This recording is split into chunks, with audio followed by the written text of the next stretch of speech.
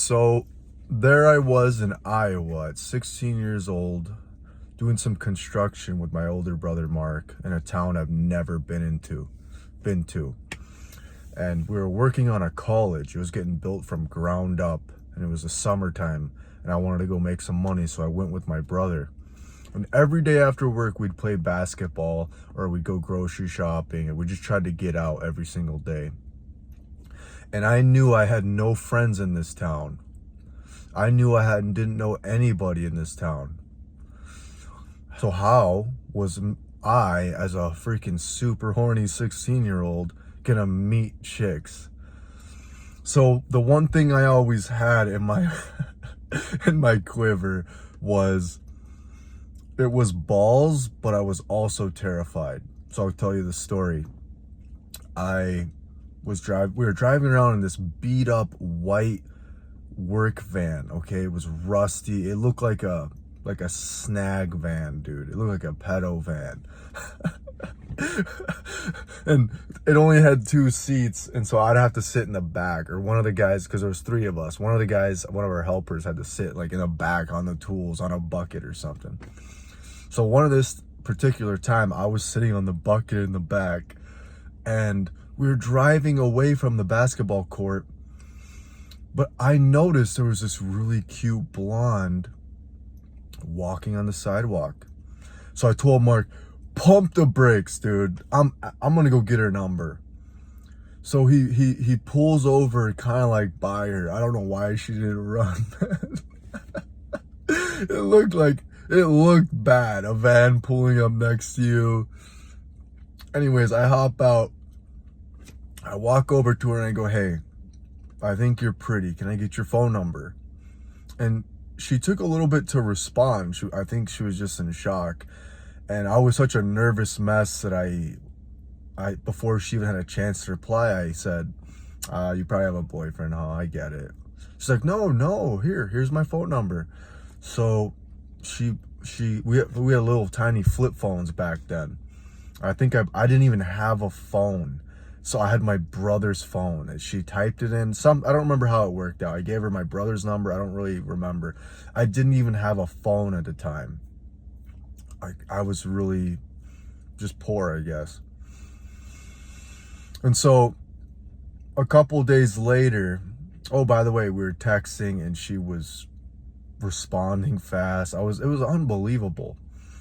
But one of the days we were playing basketball, I kind of forgot about her. I don't know why. Maybe I didn't forget about her, but I was just focused on the basketball. All of a sudden, this really nice, like Chevy Suburban, like brand new, pulls up to the basketball court. And it's full of chicks, man. They're all screaming, is Thomas there? They're like, is Thomas over there? Bro, it was so much pressure, man. I wasn't ready for that type of success. I was actually kind of like shaking in my boots. And I hate that I say that, but that's the reality. I was somebody that always shot my shot and I had balls to do things, but I still got nervous too, man. A whole SUV, like look at this thing. It was like one of those just loaded, maybe 5-6 chicks. And from what I could see, they were all just as pretty as her. And so I tell you this story because it's a good reminder for me too that you don't know what's on the other side of fear. Back then I had no money, no muscles. I didn't have anything, man. I was working in a town that I didn't know anybody. I had no friends, no clout, no status. But what I did have was I had a set, man. I was still scared, but I cuffed them, I grabbed them, and I said, I'm still scared, but I'm going to do it anyways. So I got her number. And it paid off. And so that's something I'm trying to learn as an adult. Like, don't hold yourself back. Just, do the best you can to be clean and presentable and go out there, man, and have courage in yourself. And you'll be surprised, man. Like, I was just a redheaded dude, man. I'm not like some crazy attractive guy. But that chick and all her friends were really hot. And I think that goes to show that it's not all about looks, man. Sometimes Sometimes, dude, you could really sweep a girl off her feet by having courage to ask for what you want. And let me tell you this, I left that town after a couple weeks, and my brother, I finally got a phone, and my brother calls me, and he goes, bro, this girl from Iowa is still texting my phone, dude, like asking about you. And at that time, I was back in town, so I already had like 10, I was already talking like 10, 15 chicks. So I was like, I'm not worried about some chick in Iowa. I'm not taking a trip out to come see you. But she was cool, and honestly, it was a really cool learning lesson. And I tell that story, like I said, just because I want you guys to know that a lot of things on social media is all about looks, money, status. But I say, do the best you can with your looks. Do the best you can with your money and your status. But I think having a pair to say something, to say hello, to, hey, I want your phone number. Hi, how are you? Hey, you look lovely today. Like that says a lot about your character as a man, because a lot of guys these days zip quiet, you know? And yeah, I wanted to share that.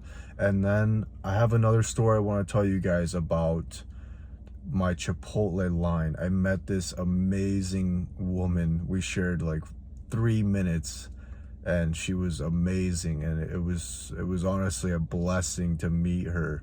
And I'll tell you guys about that after my run here. I'll record another video because I can see this one's already getting kind of long. So yeah, that's my story, guys. And I have a lot of stories like that of just bold confidence in spite of being afraid.